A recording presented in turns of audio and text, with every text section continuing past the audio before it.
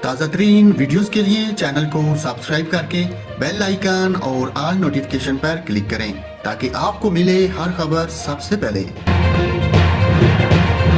اور ناظرین، یہاں پر آپ کو افسوسناک خبر سے آگاہ کروں، خواتین کو ہراساں کرنے کے واقعات میں آئے روز اضافہ ہوتا جا رہا ہے۔ لڑکیوں کا گھر سے پڑھائی کے لیے اسکول اور اکیڈمی وغیرہ جانا مشکل ہو گیا ہے۔ اسی طرح کے ایک واقعہ لاہور کے علاقے شاد باغ میں پیش آیا۔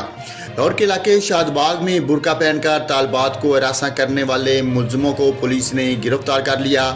برقع پوش ملزم اپنے ساتھی کے ہمراہ طالبات کو ہراساں کرتا تھا۔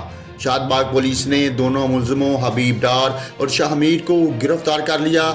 دونوں لڑکے برقع پہنے جوڑی کی شکل میں لڑکیوں کو تنگ کرتے اور فرار ہو جاتے تھے۔ ایس پی سٹی حفیظ الرحمان بگٹی کا کہنا ہے کہ عورتوں اور بچوں کا جنسی استحصال کرنے والوں سے آنی ہاتھوں نمٹا جا رہا ہے۔ خواتین کو ہراساں اور تنگ کرنے والوں کے خلاف فوری قانونی کارروائی عمل میں لائی جائے گی۔